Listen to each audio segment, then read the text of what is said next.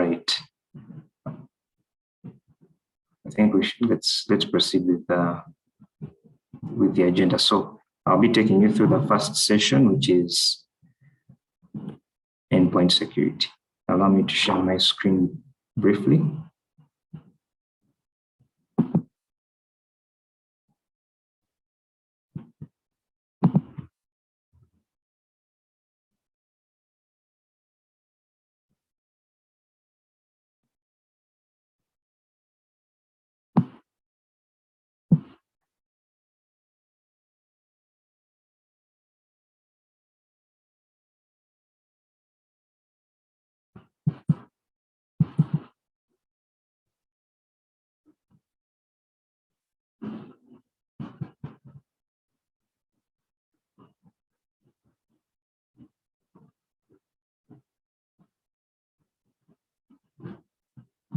All right. I'm hoping everyone can see my screen.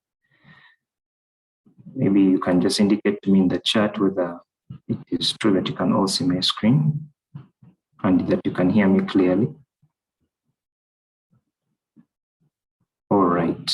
Thank you. So let's get the ball rolling. So once again, this is cybersecurity best practices, and they are basic, right? So we want to have something whereby even a beginning member institution or someone or an institution that is coming up would like to use to bolster their cybersecurity posture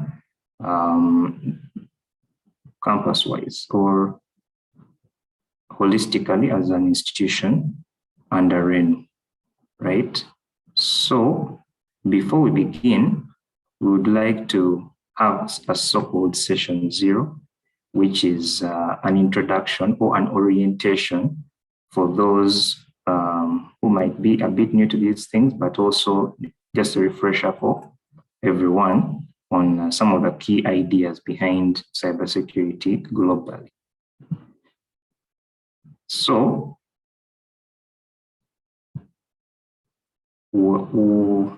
when you think about the term security, there are multiple things that could be popping up in your mind. Some people might start thinking about firewalls, other people start thinking about networks. If you're in a financial institution, you might be thinking about the privacy of customer data and things of that nature. So privacy, trying to protect things and all that stuff. Other people might think about hacking and all those other technologies or other concepts that they might either be afraid of or might not really understand very well. But those are the things that I am assuming majority of the congregation right now thinks about when they hear the term security or cybersecurity. So there are different perceptions of that thing, but what really entails security is not maybe the technology that you're using or even the prevailing problems that are going on worldwide. You could think of it as something more in line with an individual. So cybersecurity or security in general is a mindset, right? You need to think of it as a way of thinking. When you're at home, probably you might have windows and maybe the so-called burglar proofing and then curtains. So the windows allow you to open them and then you get air for your general home circulation so that you can breathe, right? So that is the service that you're getting from your windows. And then you would have burglar proofing, probably to prevent a thief from entering your home through the window, right? So that kind of protects you from an outsider trying to come into your home through the window. Then probably you have curtains. So the curtains could be there to prevent an outsider from looking into your home and understanding probably what you have inside and things like that. So that kind of brings in the concept of confidentiality, right? So it is something that you see every day when you wake up and you do your daily work, but it has an element of security in it. So it is a mindset when you're going to work, probably this morning when you came to office or something like that, you might have locked all your doors and then closed all your curtains if you're the only person there, something like that, and then you leave. So you're not there, but you want to keep your stuff safe. So you put it under lock and key to make sure that it is not stolen. So that is still safety via probably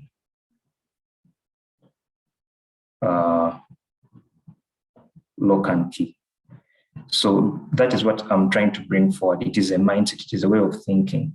You don't do anything willy-nilly as you go about your daily tasks. Most of the time it is thinking in a way that is going to protect your assets, right?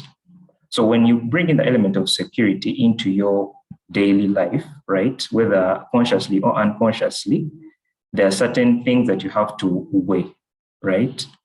So there is something called convenience, where it is the ease with which you do something. Let's say you're trying to log into maybe a mail application that you have at work, and someone who might not be so into cybersecurity or security in general might just want to log in and do their things and get out, right? They don't want to spend so much time going through a given process just to access a particular system.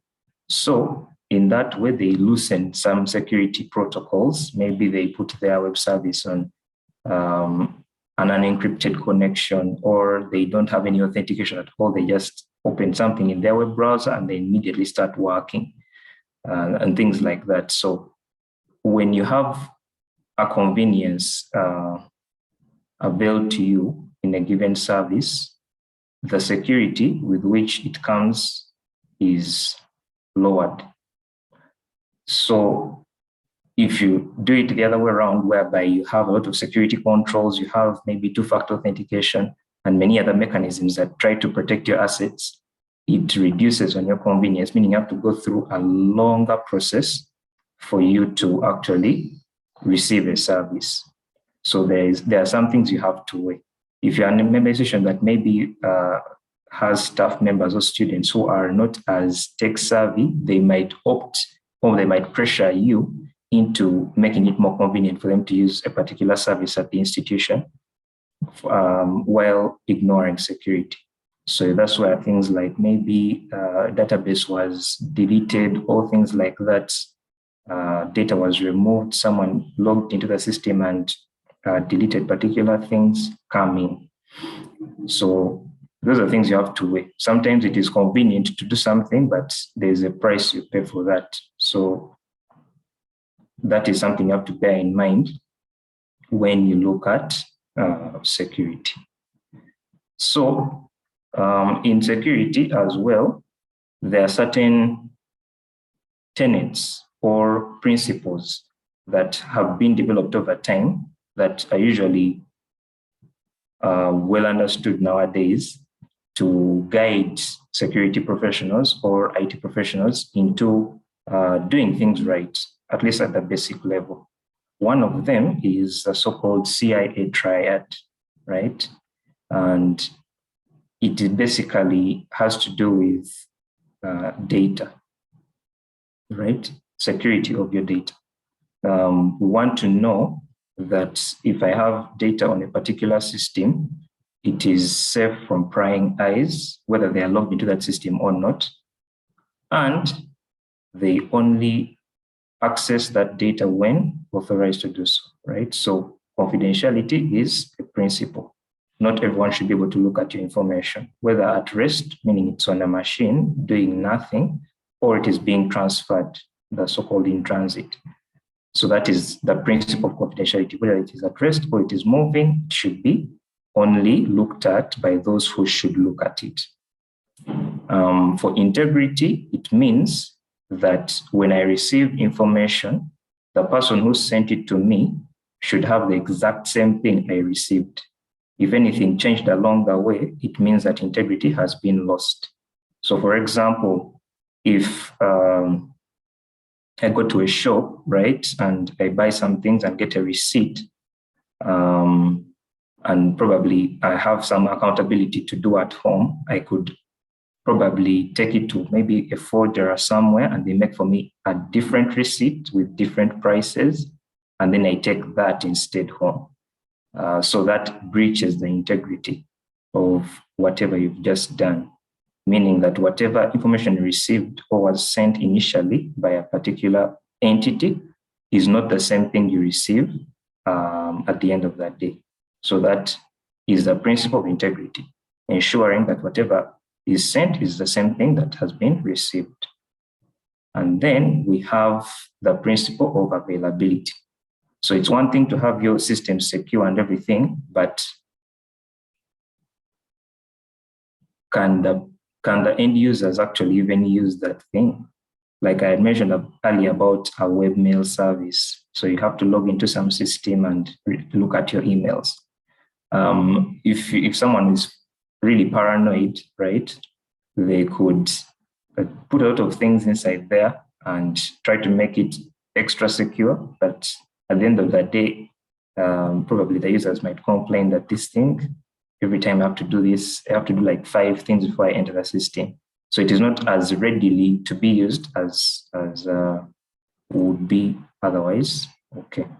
So another way to look at availability is regular availability of a service. Like, for example, if a system goes down that is really critical for operations at a member institution, let's say a website, maybe you receive applications for a new coming intake through your website.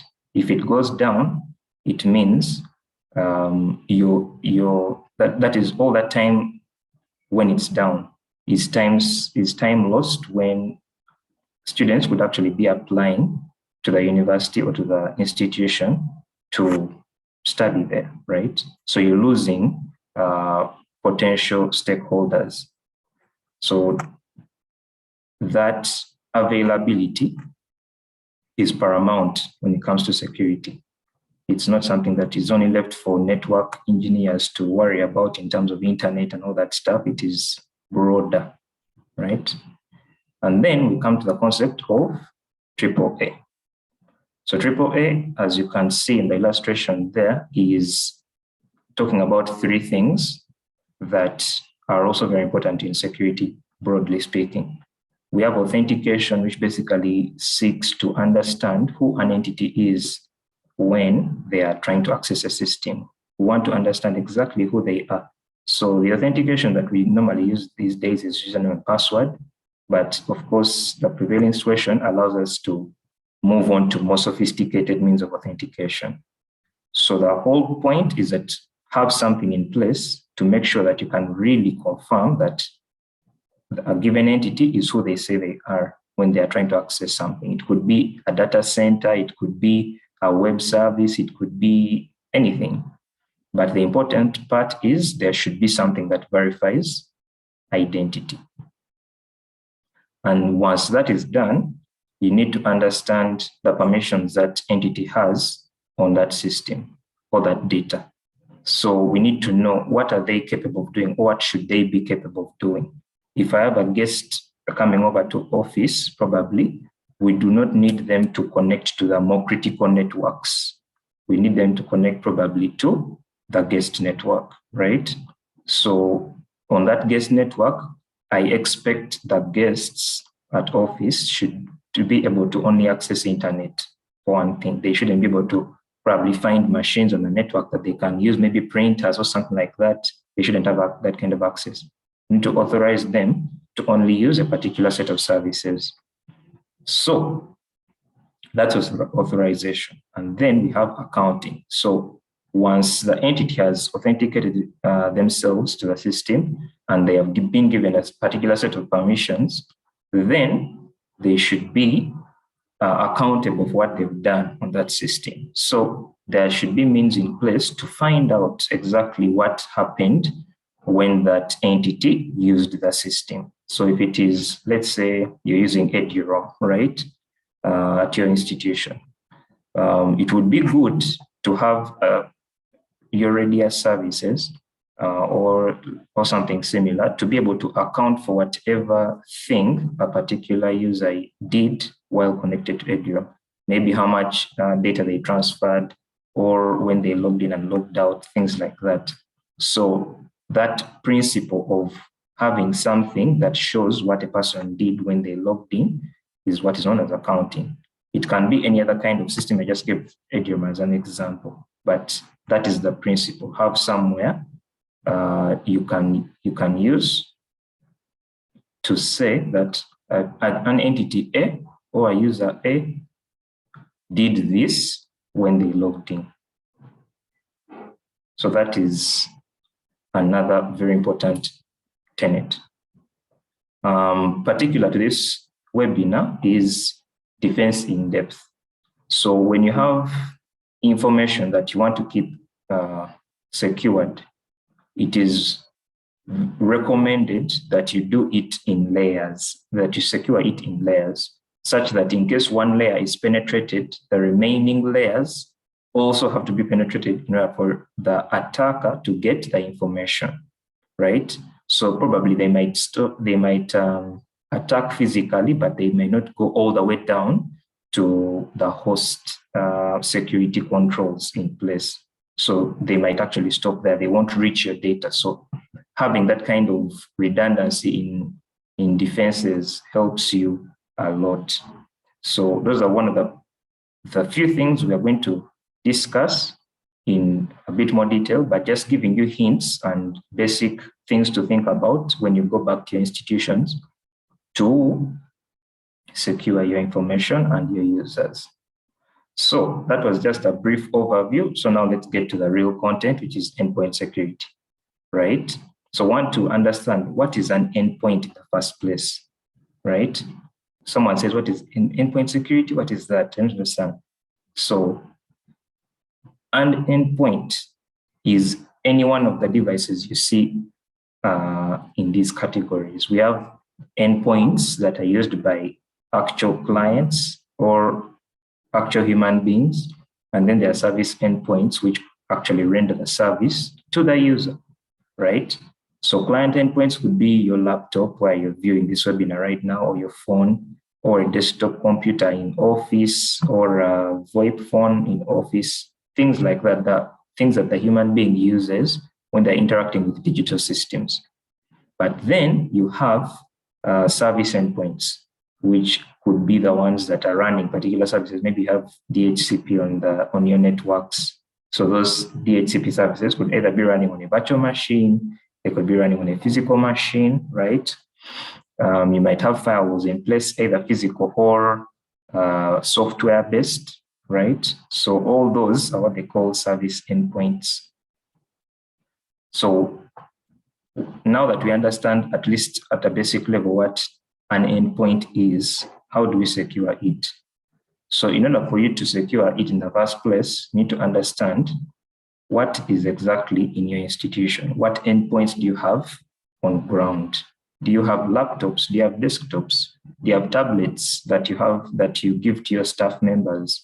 Do you have students who actually also use institutional equipment, like maybe labs in a computer lab, like computers in a computer lab, things of that nature, right? We want to understand what is on ground. Once you understand that, it makes your life easier down the road when you're trying to secure your systems. But it's one thing to understand what's on ground, but you need to get the real details such that you know exactly what you're dealing with. Some questions you might ask yourself as you're doing your analysis of what is on ground is, what do these things do, right? Maybe you're a newly recruited staff member and you're in charge of a particular network. So I want to understand, what do these things do? Where are they? Where are they located? What data do they process, right? Do they process financial data? Are they just relays? They don't really process anything. They just get information and push it on to the next stage of processing. Who has access to those things, right? So all these kinds of questions are really those that you need to have in your mind when you're doing asset management, right? It's one thing to secure a network, but you can't really secure what you don't know, right? So you need to understand as much as possible what is on ground and who has access to it, what they can do, or even if it is an asset in the first place. You can have something that really costs nothing if an institution loses it, right? So that kind of analysis is very important. And once you've gotten that kind of information, you need to document it somewhere, right? The means with which you document are not what we're going to discuss today, because everyone has different means of keeping information. Some use Excel sheets, some use web applications to do their tracking. So things like that. What we want you to know is that what is on ground, right? The way in which you document that is not what we are trying to tell you here. What we're trying to tell you here is what is on ground. So why is this important, right? Like I told you, it helps you down the road to track things and also to give you a means to track anomalies. So if you find that a system is supposed to be doing mail, for example, why would it have probably maybe a DHCP service running as well? It makes no sense. That is anomalous, right? It is something that is out of the norm. So it would be a flag to you to say, okay, let me investigate this further and confirm whether this thing is actually a DHCP server or a mail server or both, right? You never know. Some institutions do some things that way as well. So you have to confirm. It also helps you in auditing things, right? So for example, if you realize that probably there's an audit coming in and they need to do some kind of asset inventory check or something like that, they won't need to actually move anywhere. They just ask you for the document and you hand it over, right? You don't have to waste time going through the process of finding the things again, what they do, whether they are assets or stuff like that. If you had such a document, time would have been saved, right? So those are the things that are improved upon when you have asset management incorporated into your daily work. So let us get an example, right? In this example, we have a DHCP server. And this DHCP server, it is running on an IP address 192.168.1.2. And in your document, you might say that this thing runs a DHCP service. It does not process any information. It is located in the Reno Secretariat server room, right? And it is accessed by the Reno Systems team. How do they access it? They can either go there physically and connect a monitor, a mouse, and a keyboard to it to interact with it, or they use remote access via SSH. How will it be decommissioned in case things go wrong or it should be replaced? We can just do a regular disk wipe. Such things. This questionnaire is not exhaustive. You can add on other things. You can be as descriptive as you want. This is just an example for you to take back home and apply it where you see it is needed, right? So once you know what is on ground, we need to ask ourselves, is the device or is the endpoint patched? Is it up to date? Is it running things that are vulnerable, right? To find that out, you have to actually do some kind of research and find out whether what you're running is actually up to date or not. Another way you can alleviate that task is to just perform automatic installation of security-related patches. The emphasis there is security-related because this is regarding security, because sometimes whatever is new is not necessarily what is improved. But once it comes to security, usually it is because they want to fix a vulnerability in software. So please do that. Enable automatic installation of security-related updates. So that task is alleviated from, you don't have to go back manually and check the machine to find out whether it is patched or not. Things like that. At a basic level, some institutions might be more advanced and they want to do more sophisticated checks. So for those ones, they can end up with mobile device management, and there are many other tools that can do that for you. So that across your entire infrastructure, things are patched.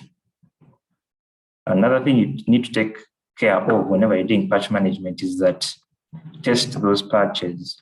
If you don't have the ability to test, then you may just have to accept that risk and just install the patches, but sometimes they usually require testing. These days, they don't need that much testing because usually they're verified before they're distributed to everyone, right? So those are the things that you can apply once you know the device is not patched. So put here some reference links for you guys so that in case you want to do these things in your networks, there are places you can actually go and do that from. So another concept that we think is good for endpoint security is data backup, right? It's not good to have systems in place and there is no recovery in case something happens to that one machine. If you have a DNS server or something, usually they ask you, make sure you have two, right? If you have a domain controller, make sure they have two, stuff like that. So now I want to also bring that to our concept of data. If you have financial information, make sure you have a backup somewhere, right? So once you do your backing up, you need to ask yourself, is this data that I'm backing up important? Because there's some data that you can actually discard. If it goes away, there's no real harm.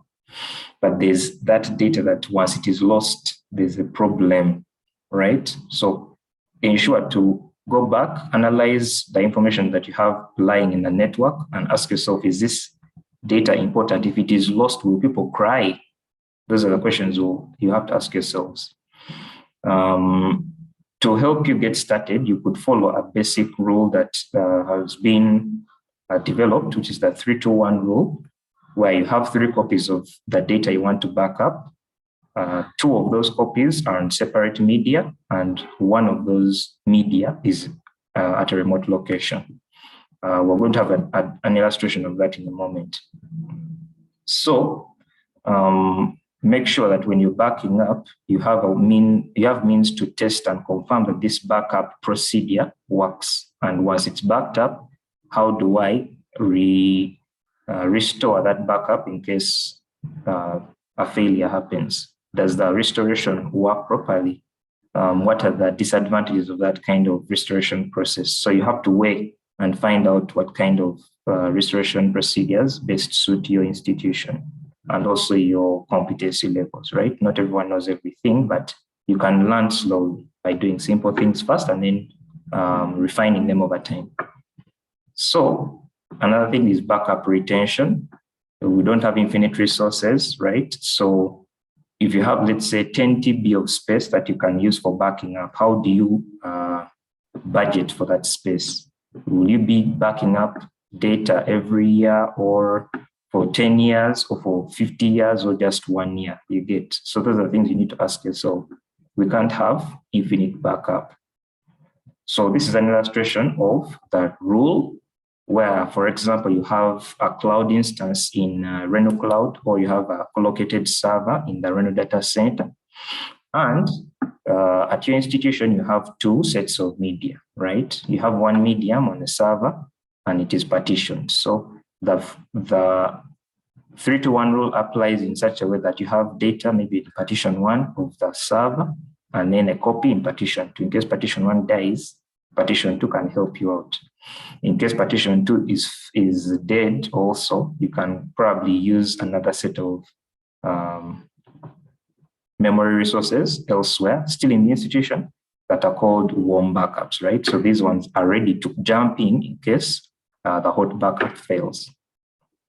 In case that copy is also destroyed somewhere, you have a remote one which has been kept safe in Reno Cloud or Reno Data Center, which you can pull and then integrate into your systems again. So this kind of thing really helps. If it is too expensive for you, maybe you cannot afford certain things, you can always just reduce everything by one. So you can have 2 copies, one of which is on a different set of memory resources. Nothing too difficult.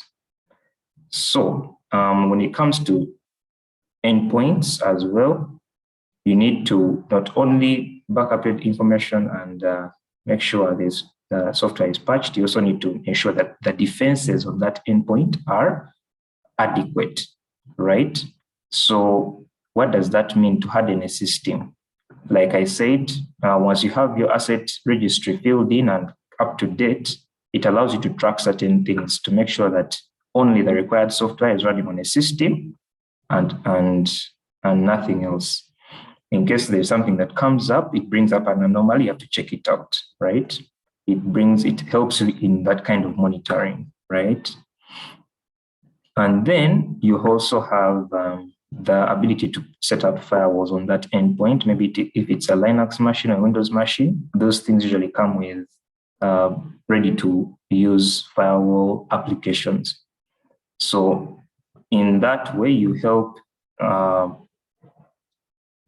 introduce the concept of authorization into your infrastructure, right? That certain networks should not be able to access this thing while others should be able to access, right? You can't keep everything open for the general public to poke at and interact with. So there are some resources we'll put there for you in case you need them to help you set up some kind of basic rules for your firewalls on your systems. Also, checking for malware is something that is very key. The way in which you check might differ. Maybe some of you have maybe Kaspersky or Sophos products that can help you do that kind of malware check.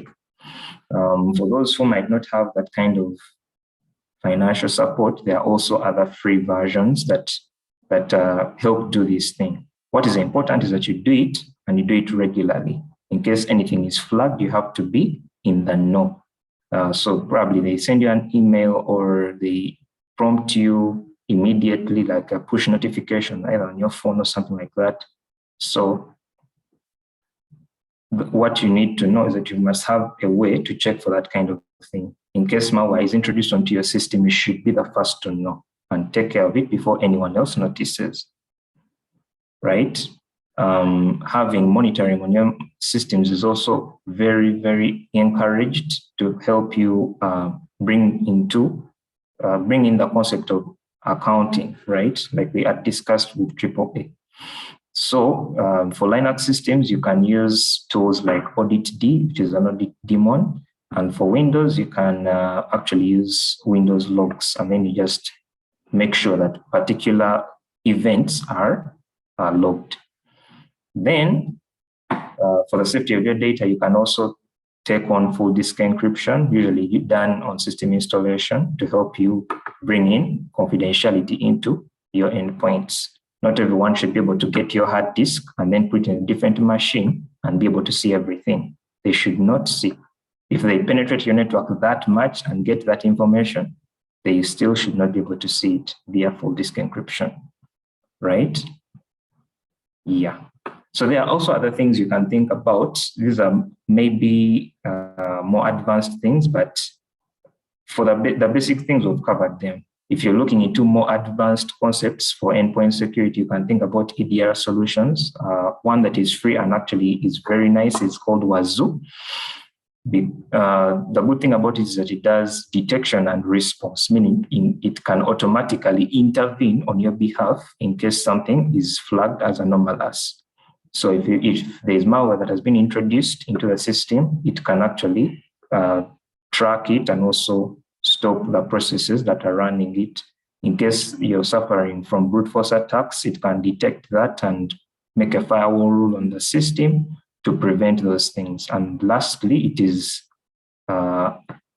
it is cross-platform, meaning it can also be, its agents can also be applied on Windows machines and Linux-based machines. So in a nutshell, those are the things that we think as a person operating endpoints in your institutions should think about, or at least try to incorporate in the best way you can, right? Just think about the basics. In case you can't afford certain things, you can always weigh you weigh your options, and then you find what works best for you. Not everyone will have something that will work everywhere, but you can do what is best for you. What is important is that you know what is on ground, and then apply particular security controls as appropriately as possible. So that is end of session 1. Thank you very much for listening. I would like to hand over the microphone to my colleague Daniel to take you through network security. Thank you.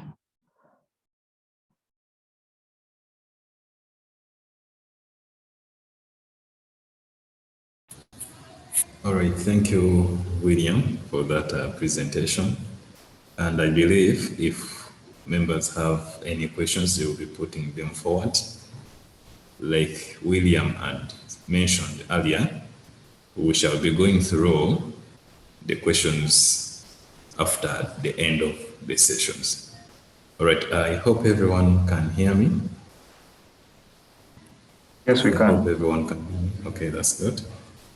Now let me go ahead and share my slides.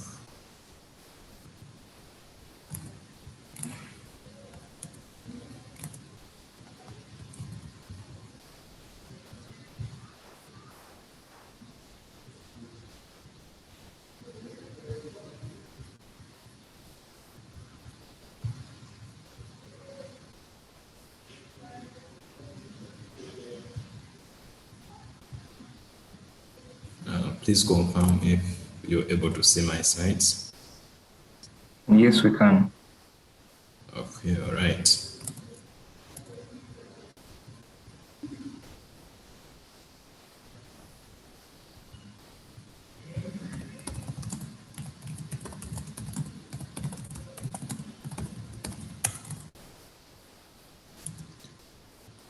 Okay, I'll proceed.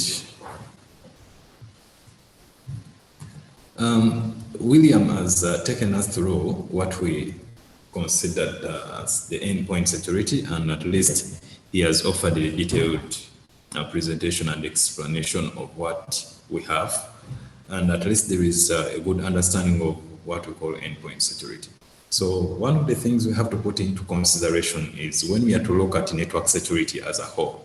Network security is composed of endpoints. So endpoints, their aggregation, they are coming together. It is the endpoints that make the network at the end of the day.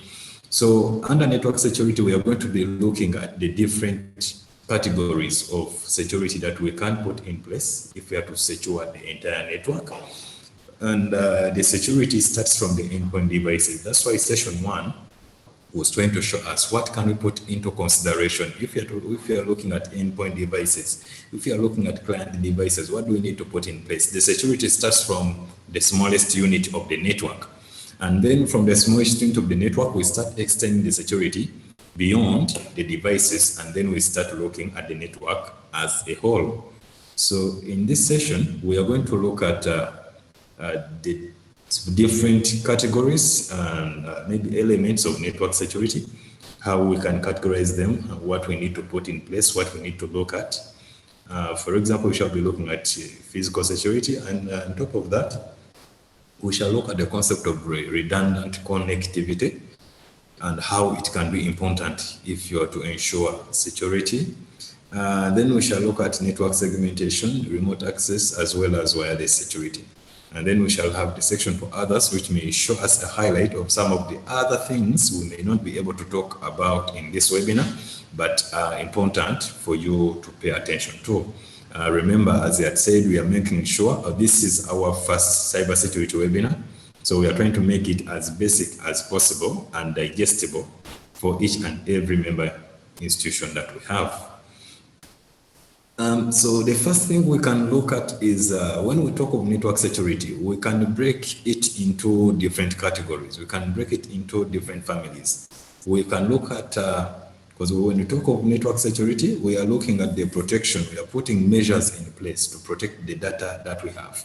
And now the measures can be, or the controls can be categorized as technical, the controls can be administrative, or the controls can be physical, as we are going to get an understanding. So when we talk of technical security controls, these are, in most cases, organizations put these ones in place in order to protect data that is stored on the network, or we look at data which is in transit into or out of the network. So when we say we are protecting data at rest, we are looking at data which has been stored. This could be a backup, this could be data sitting on a certain server, this could be data, maybe a database of users and stuff. So we are looking at data at rest. And then when we talk of data in transit, I think William was hinted on this during the first session. We'll be looking at data which is moving in and out of the network. So these controls are put in place to ensure the protection of this kind of data. And what we need to understand is when we talk of protection, protection is literally twofold. It is in two ways. We are looking at the need to protect data and systems from unauthorized personnel, but at the same time, we also need to protect data against malicious activities from the employees themselves. So we are going to get to understand that when we are looking at network security, when you are thinking of implementing security for the network, what are the kinds of the controls you need to consider? What are the kind of the measures you need to put in place? So when we say that maybe, when we talk of technical security controls specifically, we could talk of encryption. Encryption is technical in terms of how it is implemented. It can, we are going to get an understanding as we proceed on how that can be, what kind of role encryption plays in network security. And then antivirus software, we look at firewalls, we look at the security information and event management systems. We look at IDS, intrusion detection systems, and then the intrusion prevention systems. These are all technical in nature, but we will put them in place to, of course, render the same role, the same objective of ensuring the protection of our data, either at rest or the data in transit. We shall also get, you should also consider, put into consideration the part of administrative security controls. So when we talk of administrative security controls, in this case, we are referring to policies, we are referring to procedures, or we are looking at guidelines that define personnel or business practices, and this should be in accordance with the organization's security goals. So most organizations, as we shall come to understand, well, as you've come maybe to realize, they tend to have security policies in place or security goals. They have something, it depends on the data they have, what they need to protect and how they need to protect it. So the administrative controls come in to imitate or to ensure that the security goals of the organization are achieved. So, and we shall come to understand that in most cases, to achieve some administrative security controls, we tend to do their implementation through the use of technical controls. For example, you can look at the case whereby we have, maybe it is a financial institution, and then you have branches. There is branch A, there is branch B, and branch A and branch B tend to exchange information, sensitive information, via a network from one branch to go to the next branch. There are different cyber attacks which can,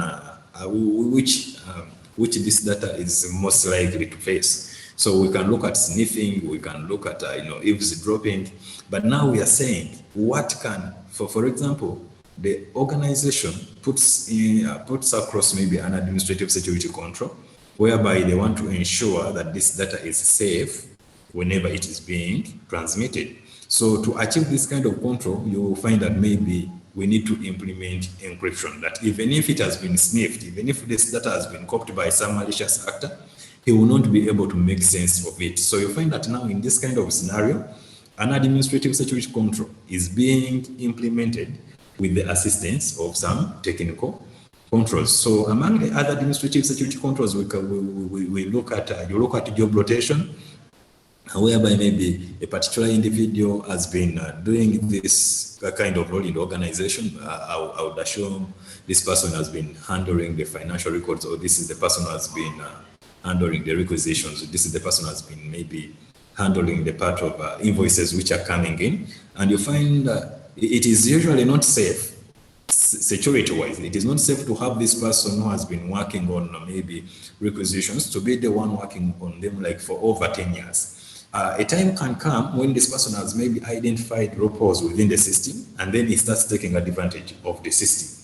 So job rotation comes in as an administrative control, whereby we say, okay, if this person made a requisition for maybe a particular server for this department, let another person within that department do the same requisition the following year in case another server is needed.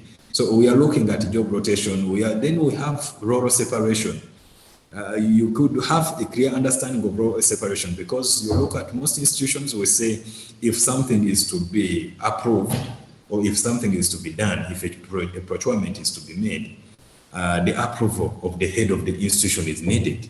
So you find that sole responsibility for procurements is not lying on one person. So there is that separation of roles. So we know, okay, if I am to make a requisition for this, I am going to send it to my manager, the one who may be my line supervisor, the one above me, and then that one will have to forward it to the head of the organization, the head of the institution, to go ahead and approve. So that kind of role separation is an administrative control, which is also ensuring to eliminate fraud within the system. This is all intended to ensure security and protection of the data that we are looking at. You look at other cases, we look at forced leave, and then you look at least privilege, we will look at things like awareness trainings. These are all administrative controls. The administration says we must always have this in place. And then, like we said, we can have this implemented with the assistance of technical controls. If there are any questions, you can always put them in the chat, or you can use the Q&A section. Then we have physical security as well. Now, physical security tends to move in a number of categories. So we do categorize it depending on the purpose it is going to play, the role it is going to serve when we have it implemented. So with physical security, we have what we call deterrent physical security. When we talk of deterrent physical security, the first thing we need to understand is that in general, physical network security is literally designed to prevent unauthorized personnel from gaining physical access to network components. So these can be routers, it could be the rack or the cable link-up board and other stuff. So controlled access is usually put in place to ensure that only authorized personnel are able to access a particular resource. So physical security becomes deterrent if it is aimed to discourage the person who might violate the physical policies of the organization from doing so. Sorry.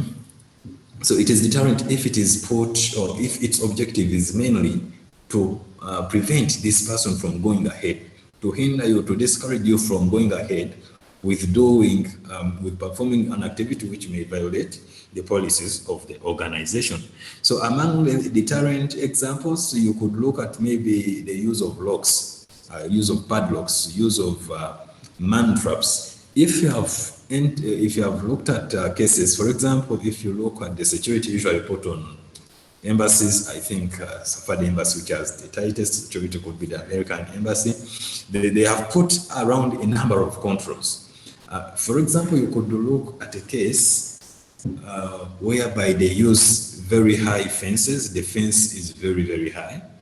But now, if we are to look at what is deterrent security, you look at the means, the process you go through in order to gain access. They have put up man traps. Man traps are usually designed in such a way that only one person can enter at a time. They have put up machines which are doing the metal detection. So you look at the security guards around the place, and then, so if you come with the intention of maybe breaching the security and getting, when you look at what has been put in place, this can discourage you from going ahead. You're like, if I'm not to do this, then these people will already have visibility over everything that I'm going to be doing. So those kinds of measures, we do call them deterrent. Putting up security cameras, these you get this feeling that, okay, whatever I'm doing, they are seeing me. Whatever I'm doing, I'm being observed.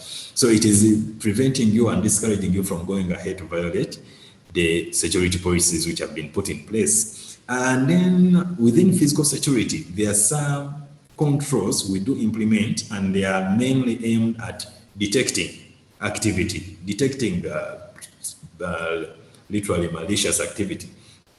So for this case, we are saying when it is detective, in case of anything which could be an intrusion, it gets to notify the people who set it up. It gets to send a notification that, okay, there is an intrusion which is going on. I'm sure you have had cases whereby you're using this antivirus software, and then all of a sudden a pop-up comes on your machine, on your laptop as you're working, that maybe you have downloaded a particular file, you're trying to install something, and then it is like, this file may be malicious. So that is detective in nature. It is trying to tell you, okay, we are sensing some sort of intrusion. We are sensing some sort of trouble, which is most likely to happen. So detective physical controls can do that as well. Like they hope to alert, to offer alerts, to give us details of what is happening. And you can look at maybe even the IDS. You can look at the IDS. We are saying this is the intrusion detection system. Its purpose is mainly to look at traffic which is coming in, and then it will generate events. We call them events. Whenever there is some kind of traffic which may be malicious, the IDS, the intrusion detection system, will create an event. And most of these events are followed with alerts to inform you that, okay, there is such and such a thing is going on, and this could be the issue. We have scenarios of where you can set up door alarms. Door alarms help in such a way that you find that there is controlled or restricted access to a particular, maybe to your data center. You have put up biometrics, you have put up all that stuff in place, but then someone tries to force the door open. In most cases, those doors are configured to send an alarm in case there is that forced intrusion. So those door alarms hope to also send alerts. We look at motion sensors as well. All these examples of what could be detective physical security controls. Their main purpose is to detect and then send alerts. But at the same time, physical controls can be preventative in nature. So these ones are mainly intended to prevent intrusions from taking place. So among some of the best examples you could look at, we have the intrusion prevention system, the IPS. You can look at software patching and updates.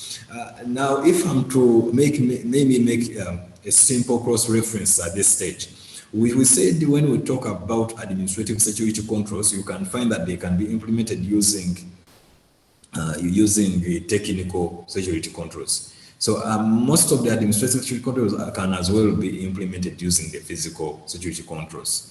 So one of the things we need to look, for example, if you look at network access control, the administration could have said that maybe it is only the technical personnel who should access such and such an area at this time. They are the only ones who are supposed to have access to this kind of file. So if we are to look at network access control, it means you're going to put measures in place. These could be biometrics. These could be smart cards. They are literally put in place to ensure that, okay, only this person is allowed to have access beyond this point. So they do work hand in hand to ensure that all this is put in place. That's why none of these security controls is a complete solution. But once they are put and bound together, they do create that stronger footing for network security. These are just some of the samples, some of the common devices used if we are to ensure security. These are samples of what we could call physical network security. That is a biometric scanner. Most of us have seen it. Then we have the cameras. We said the cameras can be deterrent in nature. And some cameras can be detective because there are some cameras whereby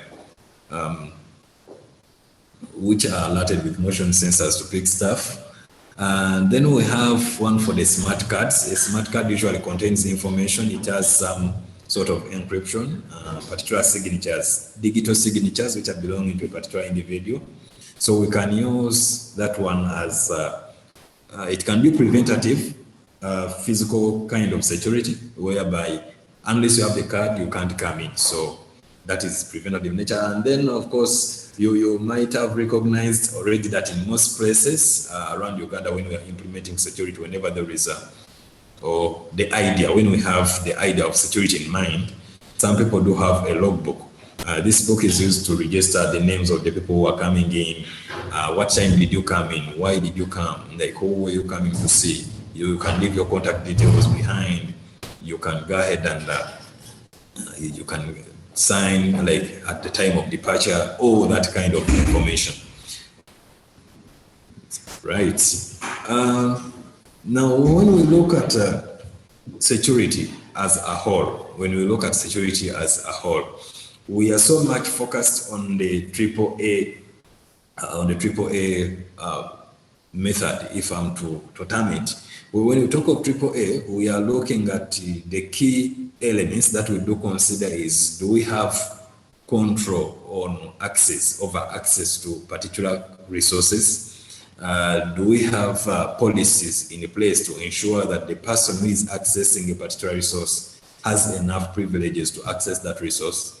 And then at the same time, are we able to maybe track the history, track what this person has done? Are we able to know that, okay, we gave so and so access to this financial information, maybe to this financial system, maybe to this administrative system, maybe to this system having biodata for these employees. So are we able to come later on and check that, okay, this person did such and such a thing?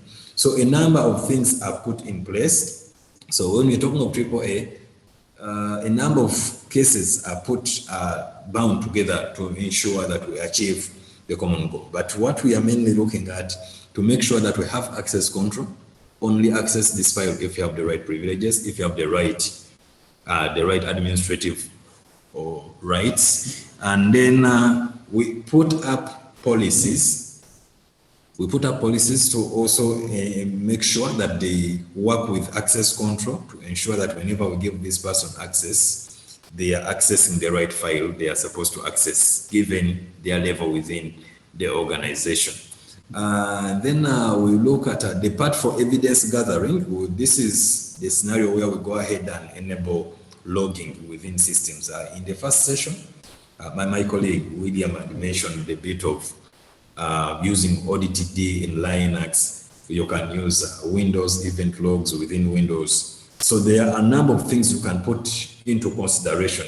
So, and that's why we emphasize that in any network, all the endpoint devices which are critical to the operation of the network, make sure that they have logging enabled. It means that let them be able to store a record of what is happening within them, such that in case of an incident, we are able to know, to track and get to understand maybe the cause of the incident.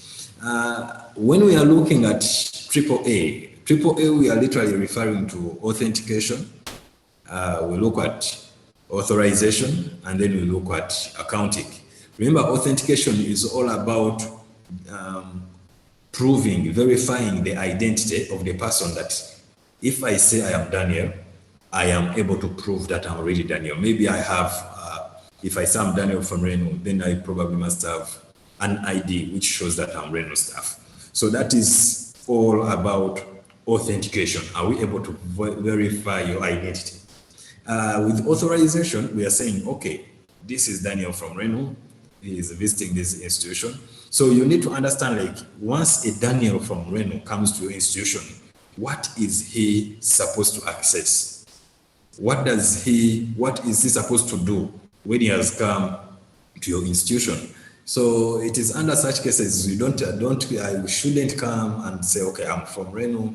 Just because you know Reno and you remember institution, you say, okay, We have our financial records here. You can look through them. You can try to see who you want to fire. No, like, he has to have control. It has to be restricted. What is he supposed to access? Maybe he should only go to the data center where the RENU equipment is to do what he's supposed to do. Maybe he should only meet the technical team of the institution. So that is all authorization. Where should he go after we have verified his identity? And then A is for accounting. And like we said, accounting is mainly looking at auditing. What have you done after coming to this institution? What have you done after accessing this device? What did you do after accessing this data? We have to be able to track that kind of information.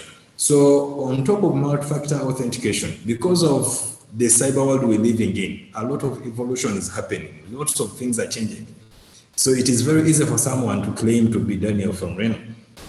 And this person will come and present to you maybe the RENU ID. It is a fake ID he has manufactured and is saying I'm this person. Of course, when you look at the ID is very convincing. So you're like, okay, you can go ahead. So it is because of such cases, such incidents, that multi-factor authentication was now invented. So with multi-factor authentication, we are looking at a number of things put together, but all of them are intended at offering an understanding or proving an understanding of your true identity. If you say you're from RENU, are you really from RENU?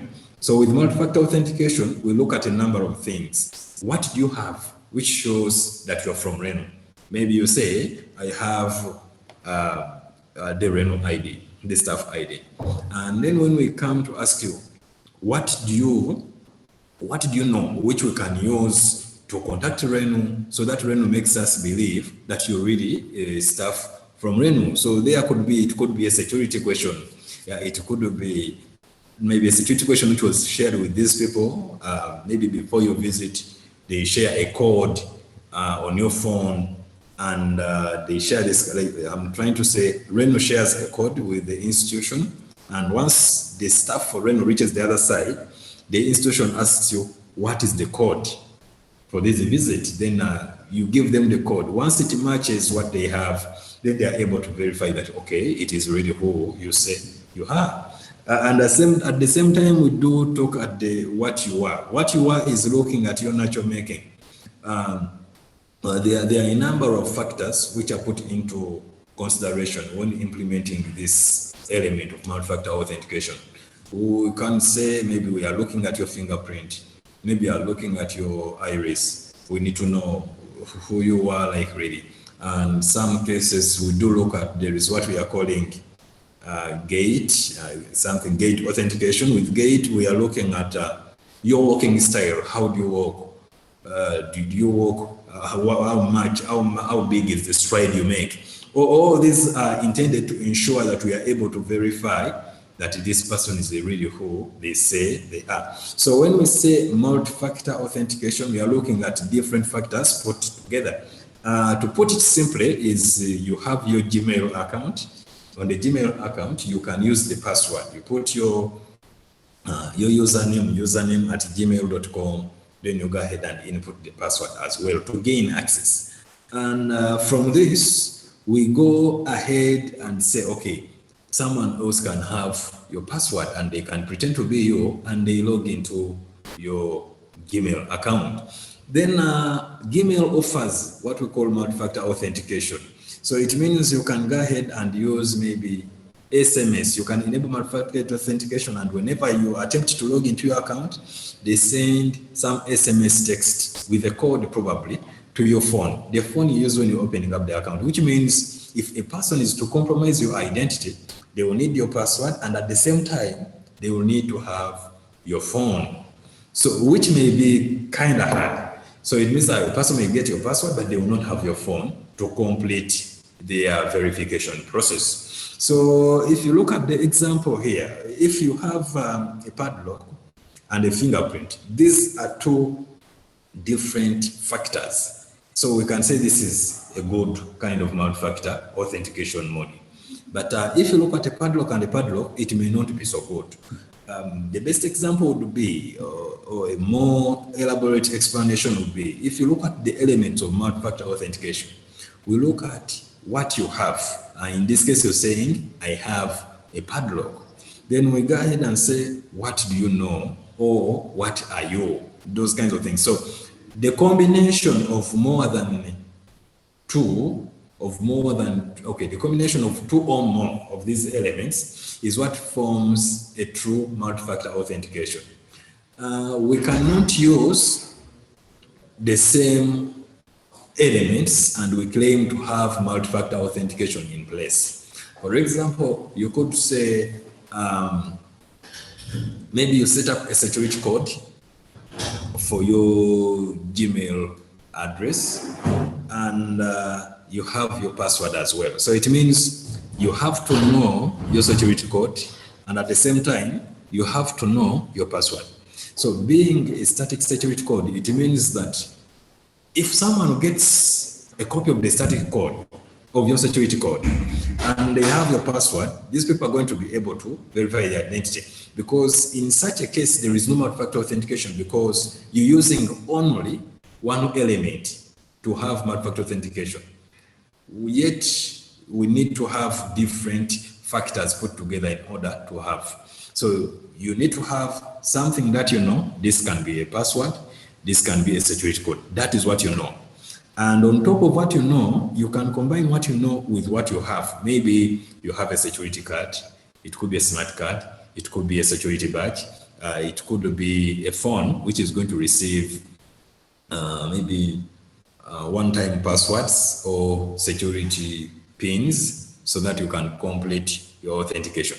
That kind of help. So that is what we mean. All this is put together to ensure that we do strengthen the security setup. My colleague had already mentioned the CIA triad. With the CIA triad, we are looking at confidentiality. At the same time, we are looking at integrity, and then we are looking at availability in that same sense. This is the basis of all developments. Like whenever we are developing a security for a particular system, or whenever we are implementing security for the network, we need to understand what we are looking towards. What is our objective? Is it confidentiality? Is it integrity? Is it availability? So an understanding of this can puts us in a position to know if, to know which measures to put, which controls to implement. It depends on the goal, the objective we want to meet.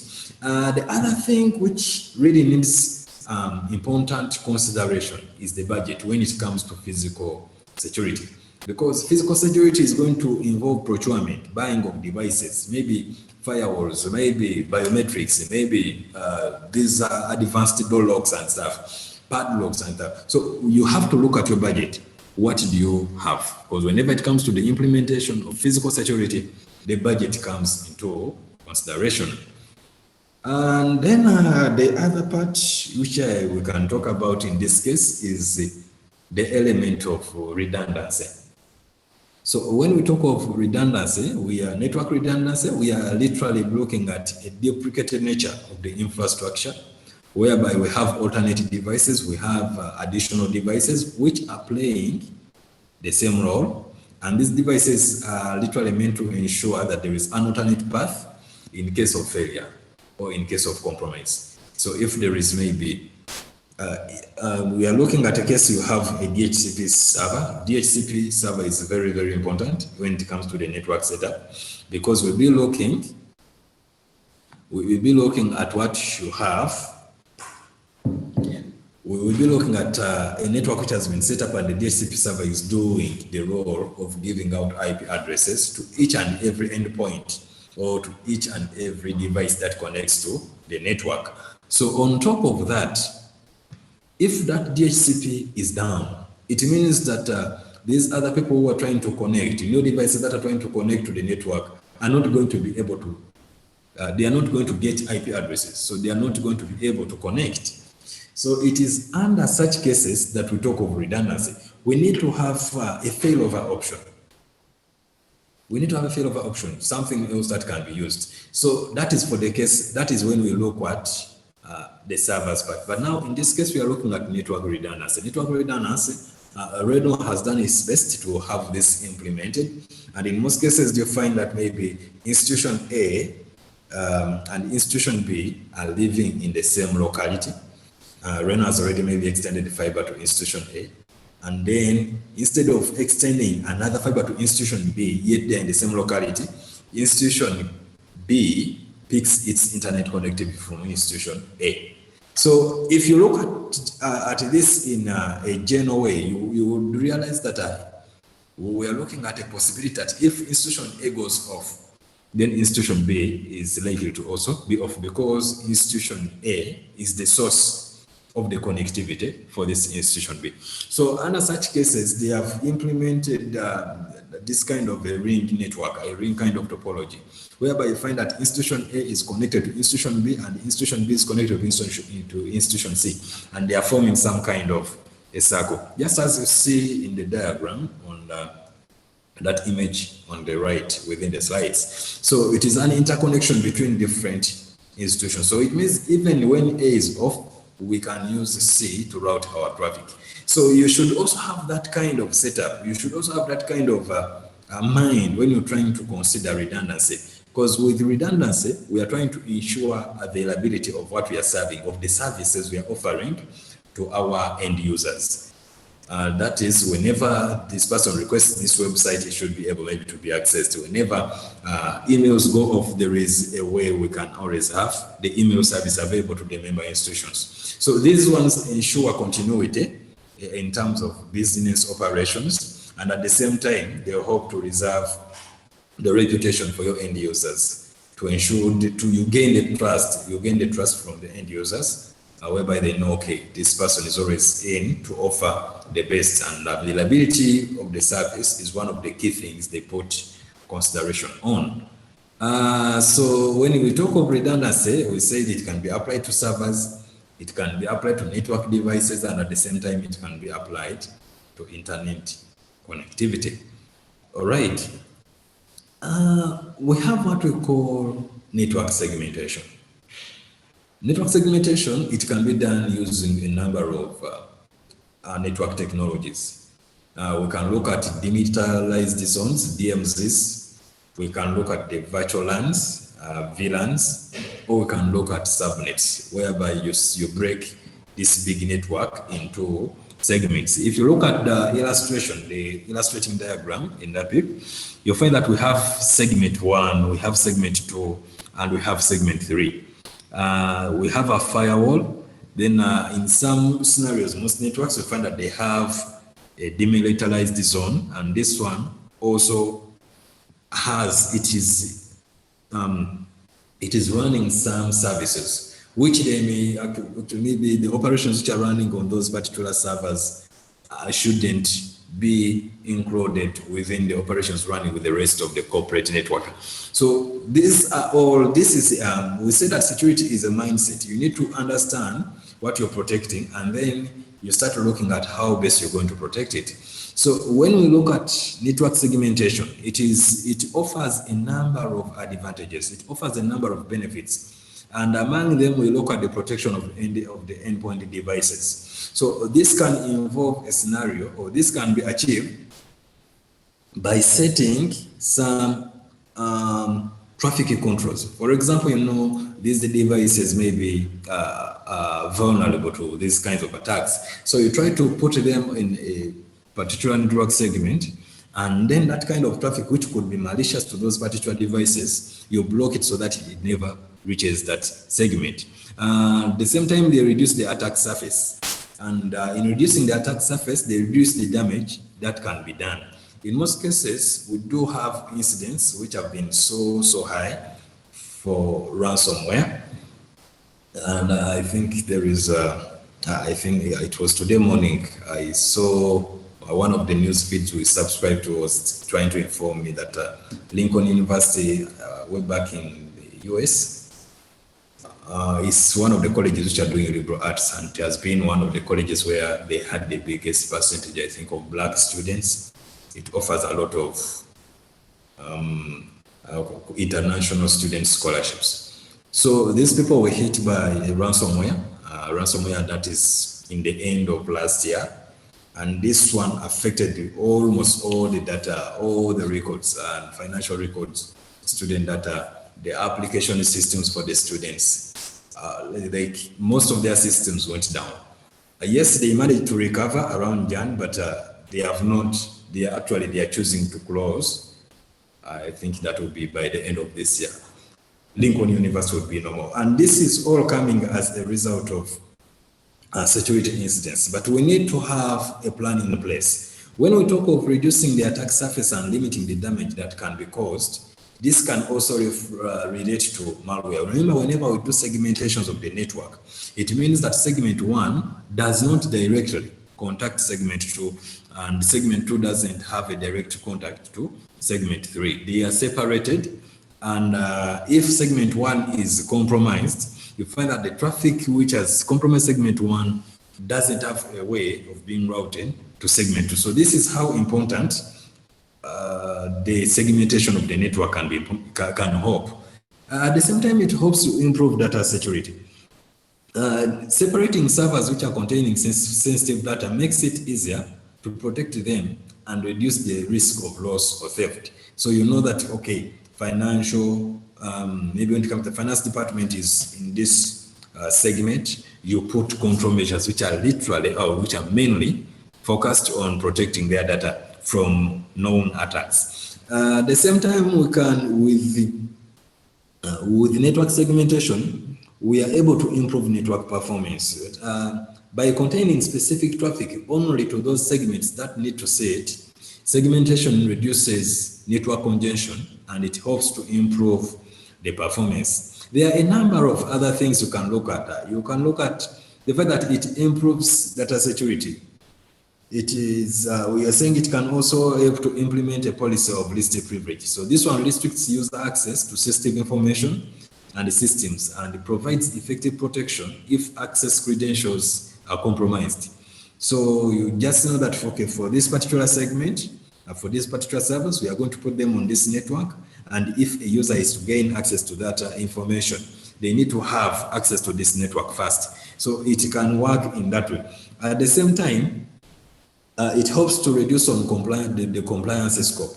So we say segmentation limits the scope and cost of compliance requirements and audit processes. So you just know, okay, because in most cases, when you're running certain systems, for example, financial systems or systems that are managing personal identifying information, there are some compliance requirements you need to meet. And in most cases, those compliance requirements could be at the cost of the rest of the other systems within the network. So you choose to say, okay, for these particular systems, let me create a certain network for them and then apply these compliance requirements only to that network, not at the expense of the rest of the other systems. So network segmentation can also help you achieve that kind of control. As we proceed to understand network security, network access becomes very critical because people who are administering the systems, the end users who are using these systems, they continually access the devices within the network on a daily basis. You look at the scenario which happened when we were hit with the pandemic for COVID, that is 2 years back. This taught us a number of things that yes, remote work is possible.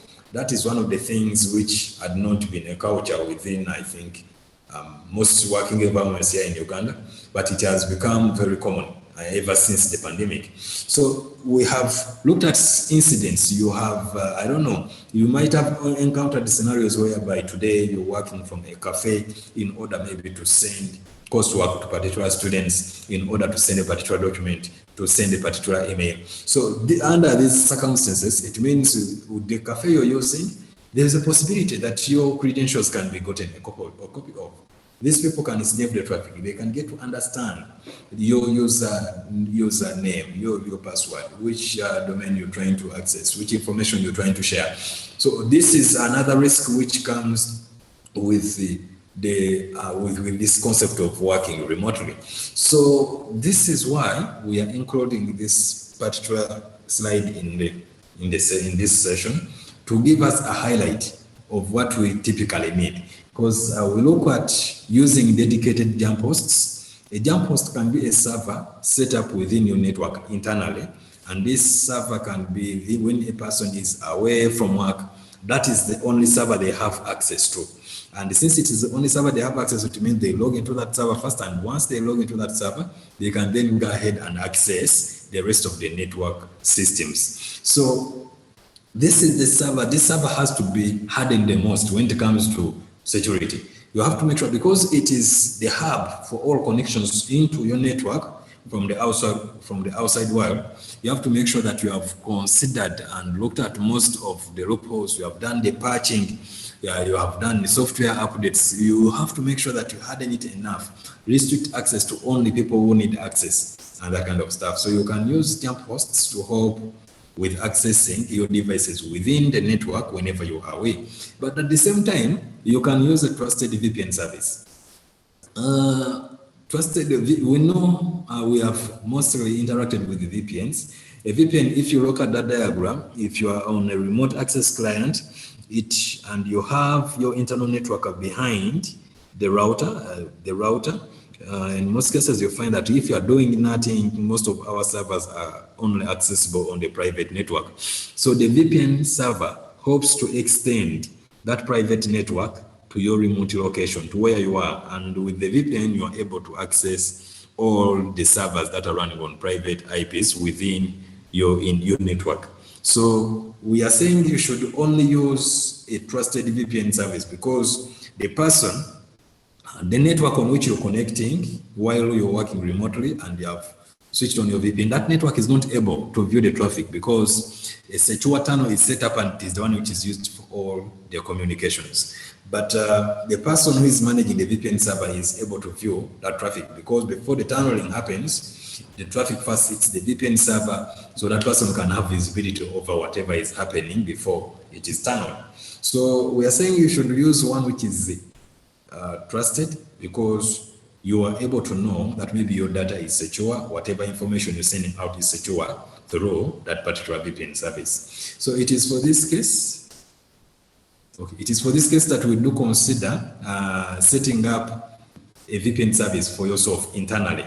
We have what we call EduVPN. This one is managed by Renu, and we do help member institutions set up. Those who need to have a VPN server, we do help them set up. This is a free service and can be acquired at no cost.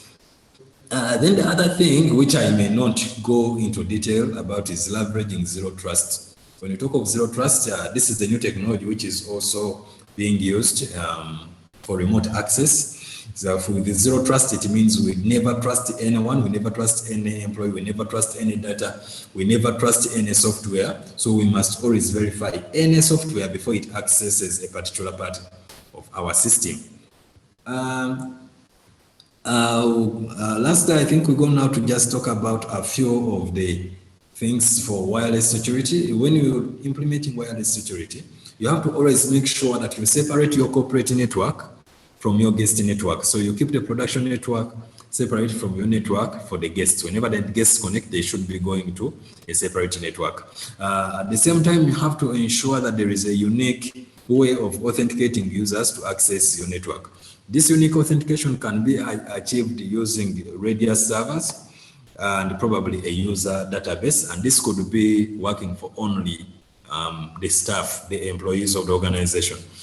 With Radius servers and user data, the user database could be assisting to ensure that users or probably are using the same credentials they use to access their emails while within the institution can be the same credentials they use to authenticate to the Wi-Fi network. At the same time, with the wireless security, it is better you implement what we call per group network segmentation. With per group network segmentation, we are trying to say that as people are put in groups, and okay, if this is finance, whenever they connect, we put them in this particular segment of the network. If this is administration, we put them in this particular part of the network. So that kind of segmentation should be achievable.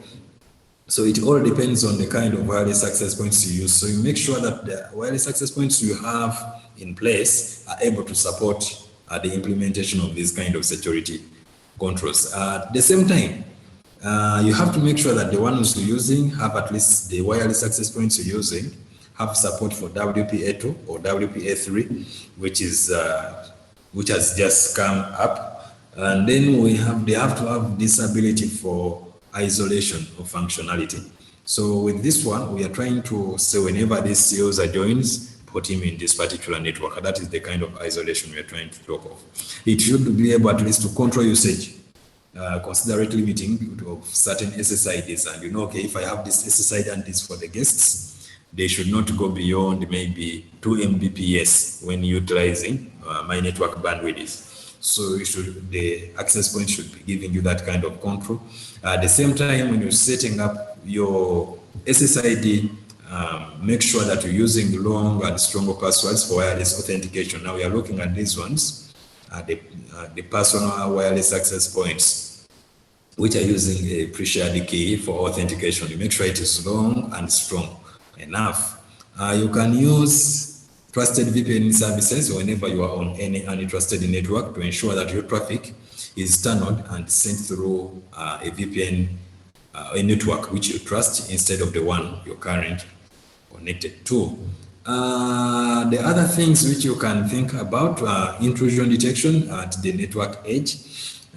We have talked about some of the intrusion detection softwares you could consider. We have Wazoo, we have Suricata for network-wide. Wazoo is usually endpoint, it is host-based, but now you can use Suricata for the entire network to have a visual of what is coming into your network and what is going out of the network. You could consider the use of web proxies and files to protect web services. This can include websites against different forms of attacks as detailed by OWASP security. You could check those various web vulnerabilities which can be exploited in the various attacks. So you can use any of those. You can use web proxies, you can use firewalls. With firewalls, maybe we're talking about next generation firewalls to have this worked on. You can also implement the 802.1x kind of network security. This one is mainly to offer what we call network access control. Before a device joins the network, we have to verify the identity of the device before it joins the network. Then Zero Trust, you can read more about it and how that architecture works, how the models operated, to get maybe a better understanding of how you can benefit from it. That marks the end of this. I hand the microphone back to the chair.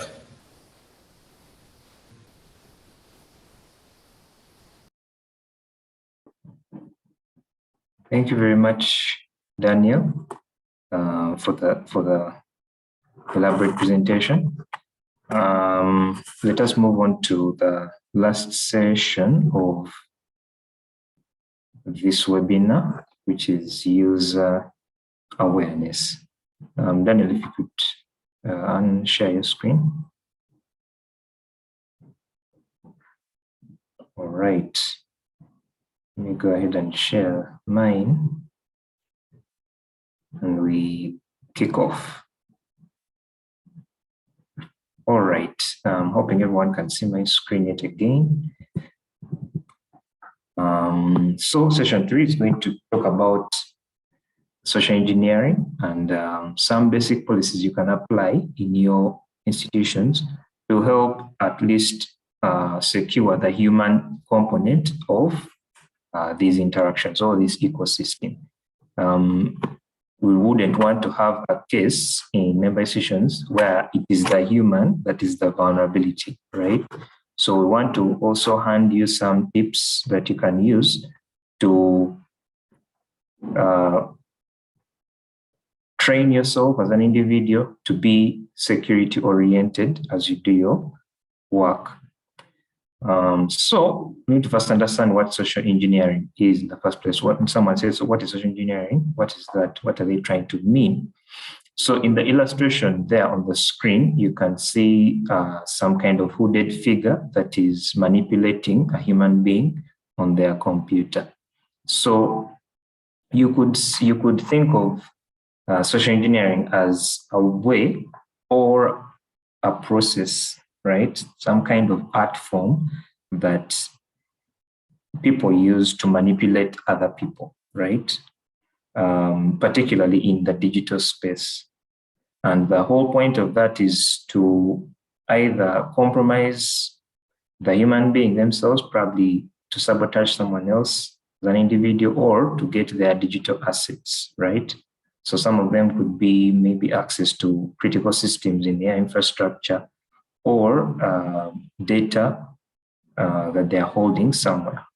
Could even be financial assets, like getting your credit card information and then using that to purchase things that you do not want to be purchased, or they are unsolicited purchases, leaving you bankrupt. So the whole point of social engineering is a human being manipulating another human being to gain control over digital assets.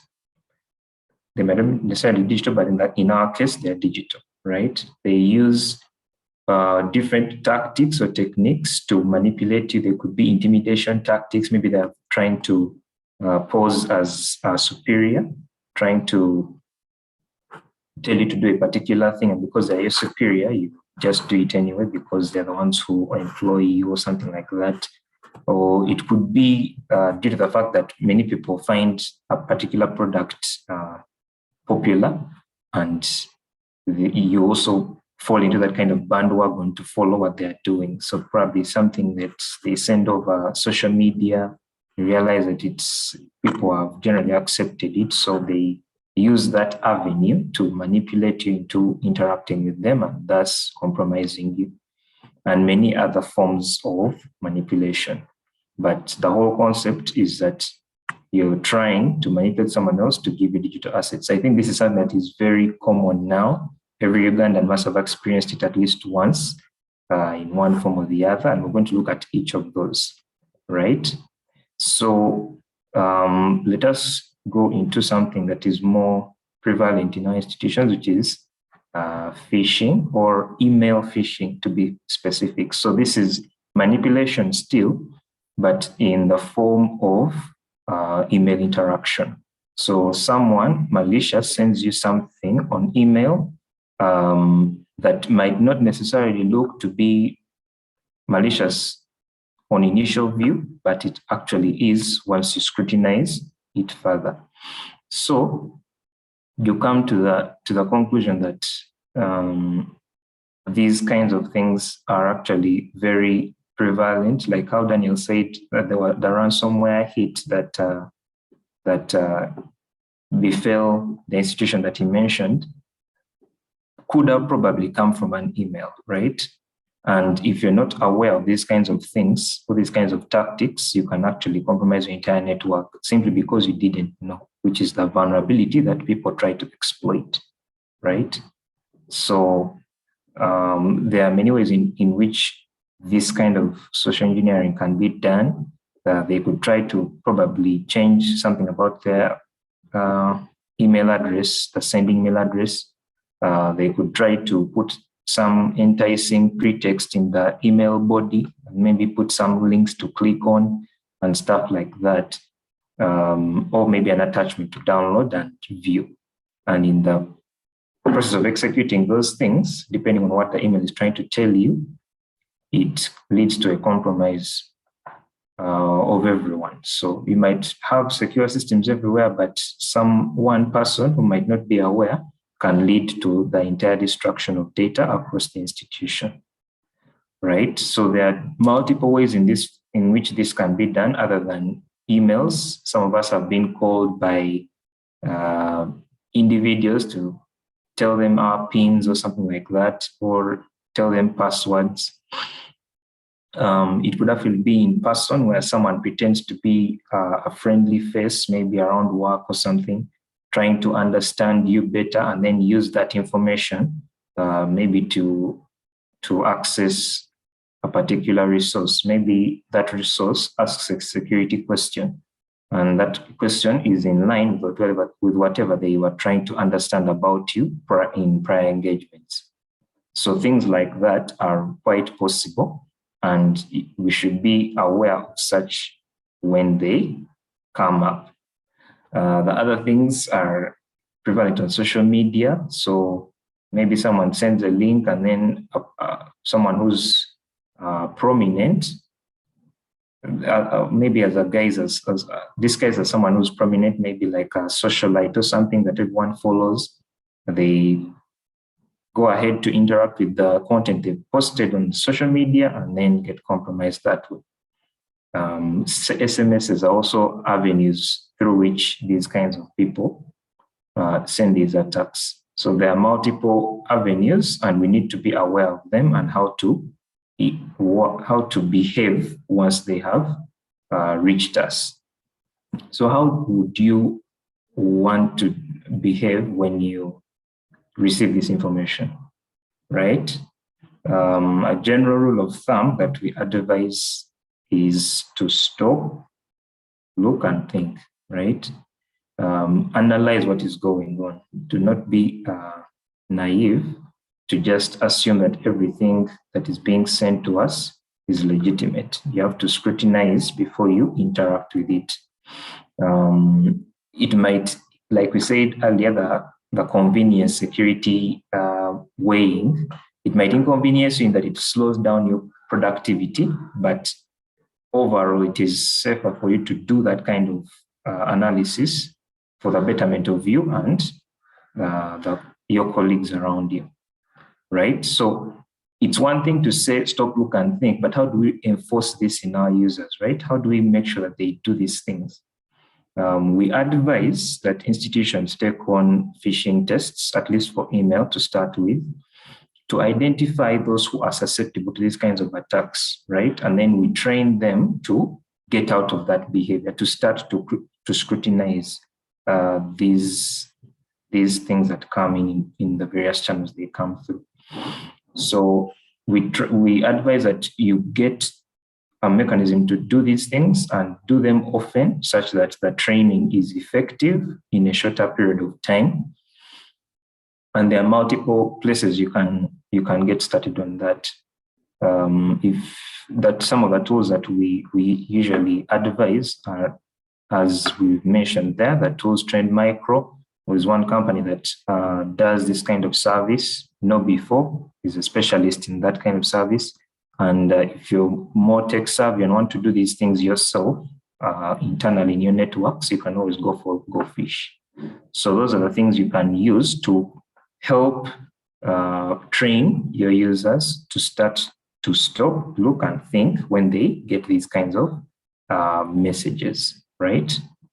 Regarding policies, we just wanted to touch on a few things just to get the ball rolling, but there are many other policies like Daniel specified in the previous session. One of the things that we want to look at here is equipment disposal, which is basically either decommissioning a used device from an organization or picking up an item and trying to interact with it, right? An item could maybe have been dropped at the reception or somewhere in your workplace, and you want to understand what is this device or something like that. So proper disposal or proper, transference of that item to the appropriate places.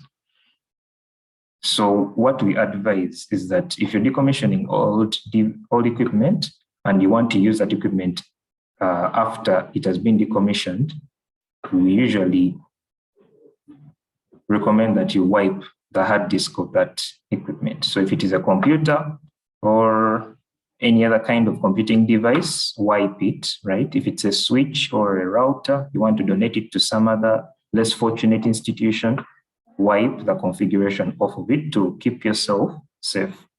And so that they can also start using it anew, right? So there are various recommendations that we've put there. And one of the things is do not degauss, because degaussing actually destroys both the firmware used to interact with that hard disk, as well as the means to read the information from that hard disk.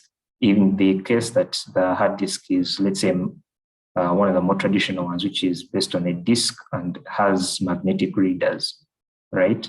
So that degaussing destroys the medium. It actually breaks it, meaning that the hardware that you're trying to give is totally unusable, right? But if it's totally unusable, if you want to decommission it in a way that makes it totally unusable, go ahead and degauss if you want, or destroy the medium entirely, physically, right? Those are things that we advise. Regarding lost and found items, this is something that you should start getting into the habit of doing. In case you find anything, do not interact with it at all, right?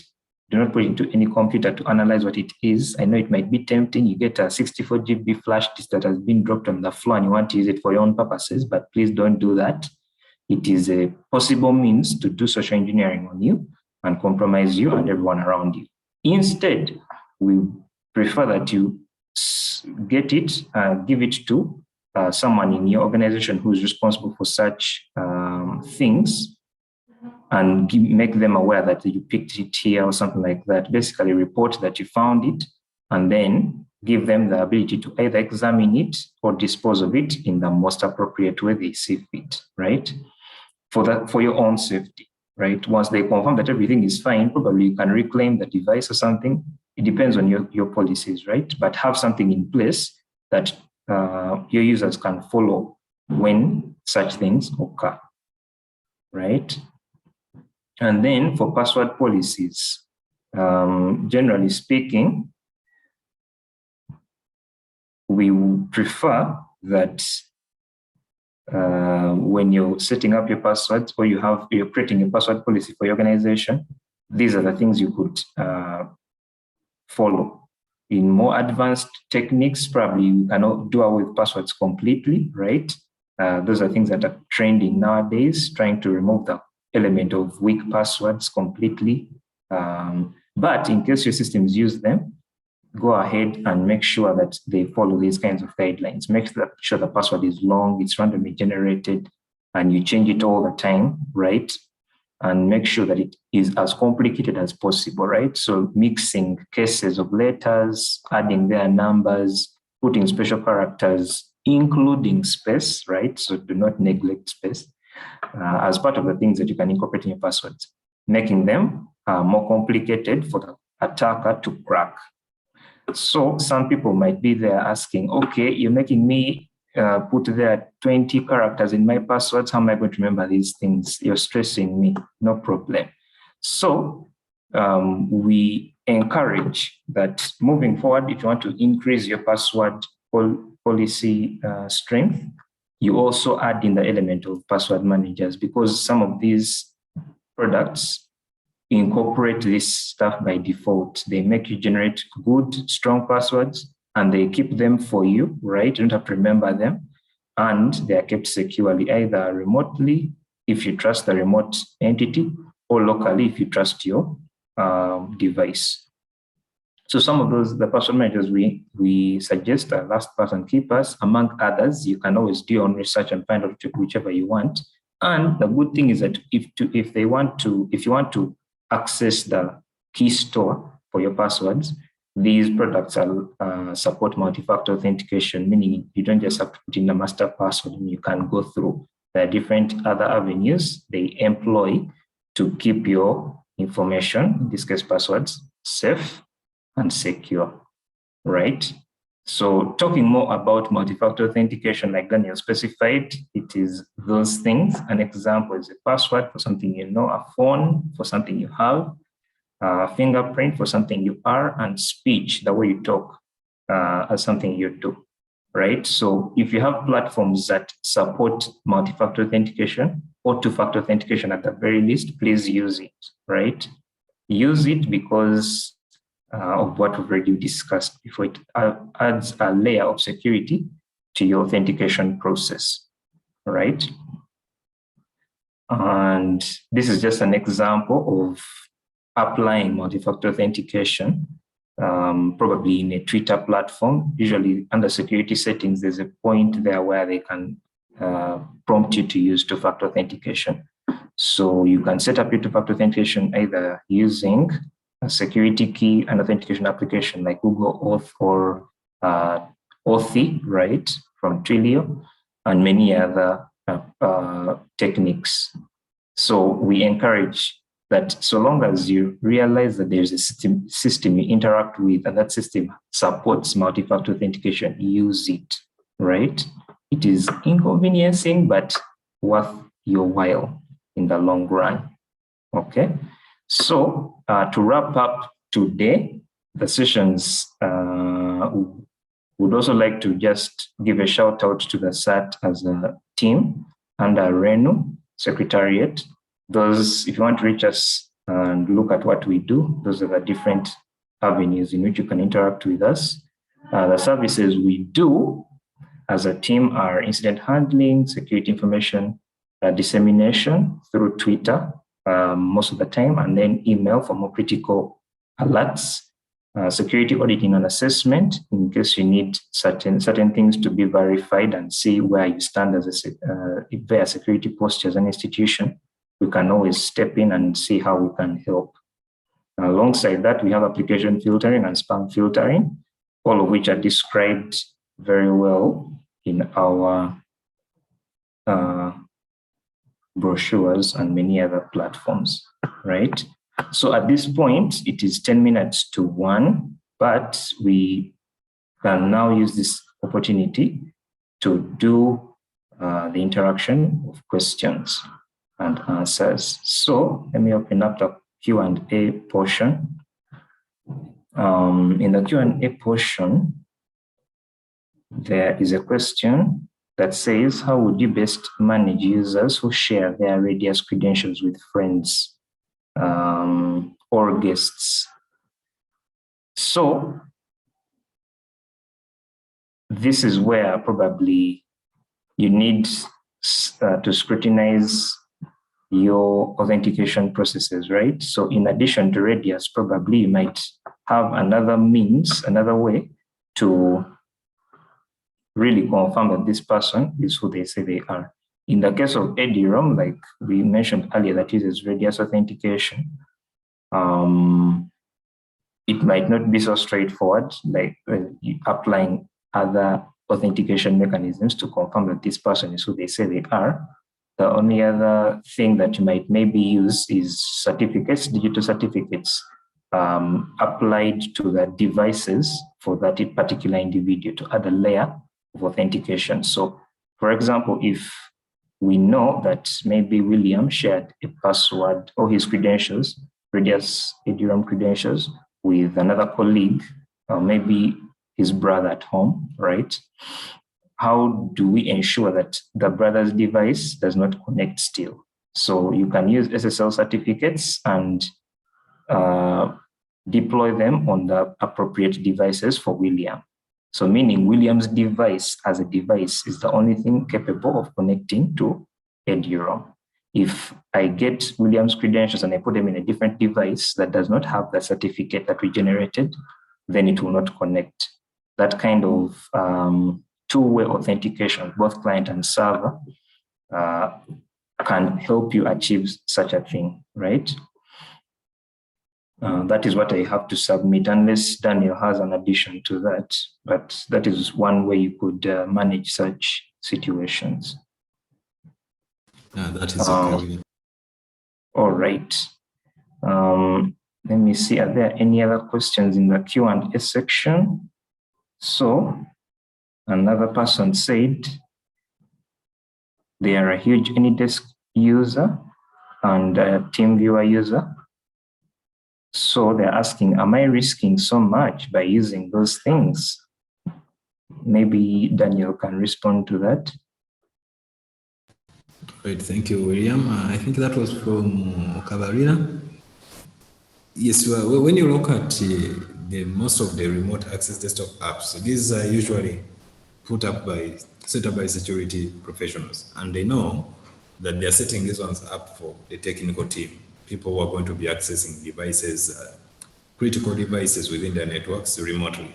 So you find that some of them, you always need to understand the provider of the remote desktop application you're going to use. You need to understand how does it work. You need to understand if it accounts for encryption of traffic during transit. For example, if you look at TeamViewer, TeamViewer uses this sort of the RSA methodology, public-private key exchange, and ensures that there is the encryption for each and every session that is taking place. So you could say it is somehow safe to consider, but in most cases, what you need to put into consideration, you may find that the issue may not be the the application which you're using for the remote session. Because some of these can be used to share sessions with maybe another person to assist you. You have to also look into what is this person supposed to do? What is he authorized to do once he has gained access via the remote application? So in most cases, it is better you consider the provider of the application, look at how it works. Does it account for security in transit?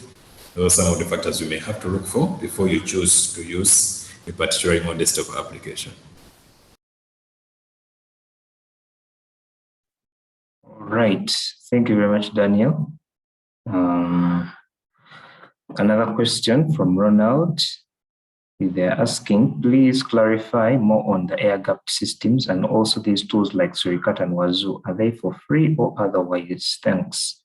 So when you hear the phrase air-gapped system, that is usually one system that is set up in such a way that it has no communication path to any other device, right? It is completely isolated. The only other things it can interact with are the ones installed on its own system, right? There is nothing it interacts with in the outside world. It is completely oblivious of whatever is going on there, right? So that is what they call an air-gapped system. He was asking also the tools like Suricata and Wazoo, are they for free? Yes, they are. Yes, they are for free. So you can go and do further research on them. Now that you know what they are called, right? You can use your browser there, go and search, see if it works for your environment, and you let us know, or you let your colleagues know if it's something that you can preach to other users. So that is what I have to say for Ronald. Mubarak is asking, what is the difference between WPA2 and WPA Enterprise? Daniel, would you mind responding to that? All right. Mubarak, what we could literally say, these are all Wi-Fi security mechanisms, Wi-Fi security protocols. When we look at WPA2, we are looking at Wi-Fi protected access tool. So it can be, at times we term it as WPA2 personal, and then we have WPA2 enterprise. Whenever we use WPA2 enterprise, we are looking at the integration of the use of Radius servers to offer the authentication of the users. And when we look at plain WPA2 or WPA2 personal, we are looking at the use of what we call the pre-shared key. Commonly, we call this the password. You set up your Wi-Fi and you give it a password. So that is the basic difference you could use maybe to have a better differentiation between them. All right, thank you. So there was another question.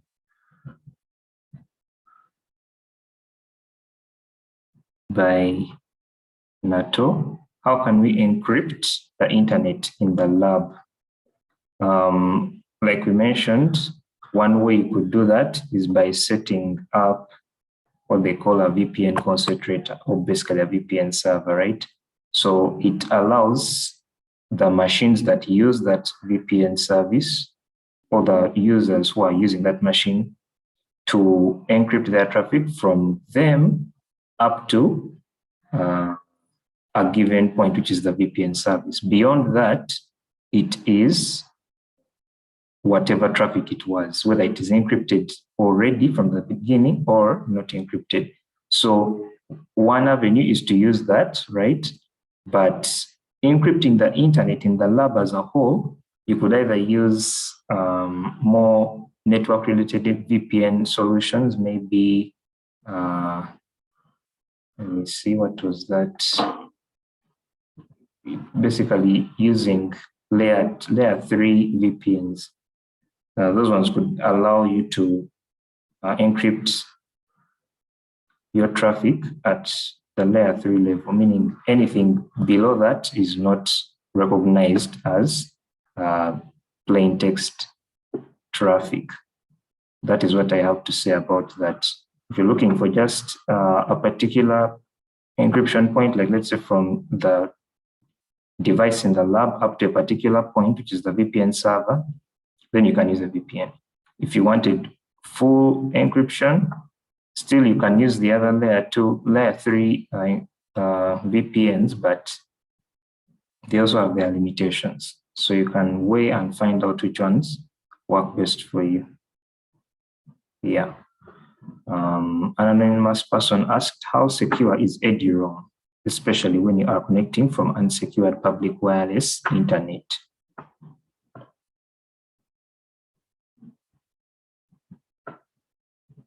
Maybe Daniel can take that one. Thank you, William. It was on how secure is it? How secure is eduroam? How secure is eduroam, especially when you are connecting from unsecured public Wi-Fi internet? Okay, when you look at eduroam, one of the things we do look at, if you look at its authentication mechanism, in most cases we have, if actually in all cases, you're going to find this hotspot somewhere in a public place. When you attempt to do a connection, all the authentication is going to be managed by your home institution. So what you have, what I could say in this scenario is, your user credentials are going to be safe because it is the authentication is all happening from your home server. The access point in the place where you are is going to send a request to the Radius proxy that we have somewhere, and that one is going to direct them back to your home institution. And then once the authentication is done, then they come and grant you access. So we will say user credentials and access is safe in that scenario. And on top of that, with eduroam, we do with I could say the Radius server, I mean the DNS server, which is assigned to the end device which is connected, is managed by us. So we have tried our best at least to make sure that we filter out most of the malicious queries so that these ones are dropped upon, like when your device is connected, any malicious traffic which could be trying to come from your device to contact some malicious servers outside is dropped by the DNS which you get whenever you connect to the eduroam hotspots. That's what I can say. And I think, William, if I've missed anything, you can probably add on. I think you've covered it quite well. Thank you. Gift is saying, how can one handle attacks from internet such as ransomware? So, like we said, we want to have a layered kind of approach when we do this kind of stuff. One defense you could have at the beginning is having some kind of filter for your mail, right? Or any other avenue of messages to find whether what is contained in that message is ransomware related, right? So email spam filtering services can help you there. But if those fail to flag what we can call ransomware, right? Or ransomware initial access techniques, you could use the social engineering training that we've mentioned, right? So train your users to be able to spot and get rid of any messages that can lead to ransomware outbreak, right? So having a filtration system in place is good for you. You can search online on which products can help you out there. But then the really critical one is training your users, because that one is going to help you a long way when technology fails, right? That is what we can say about that. So we're getting a compliment from Cabarera. He's saying, thank you for the article about the rogue APs in the newsletter. It was very educative. Thank you as well for reading. We hope that other members of the community can read through those things and follow suit on the best practices that we advise for such. Maybe the last question we can have for this webinar is from Wilkins, is asking, like any other free remote desktop applications, any desk and TeamViewer cannot be trusted. You can kindly advise on any safe applications we can look out for. Thank you. All right. Probably to help you out there, you can research, because we also don't know everything, right? You can look out for those that can be found to be good, right, or trusted. But then you should also consider layering your security, right? So you can't depend on the application itself to confirm whether it is trusted or not. You have to have other measures in place to control what you are doing on those applications. So one of the methods you could employ, like was mentioned earlier, is patching your systems, right? Making sure that what you have in place is up to date and not infected, right? Running your scans, and then also encrypting your traffic, because, for example, if you're using RDP to log into your remote Windows systems, usually that traffic might be unencrypted if you connected via unencrypted means.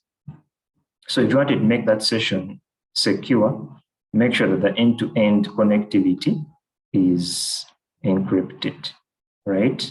So setting up a VPN like that would help, or using the layer 3 encryption techniques would also do that for you.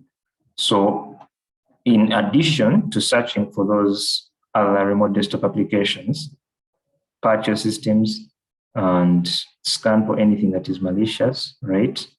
And make sure that your traffic is encrypted in transit, right? So that is what I can say about that. So thank you very much, everyone, for attending this webinar. I'm glad that everyone has at least participated in one or another. Thank you very much, Daniel, for also bringing your contribution onto this, and also thanking everyone in RENU, as well as the member institutions, which are also RENU, right? So thank you very, very much, everyone, and look forward to the next round. Have a good afternoon and a good remainder of your week.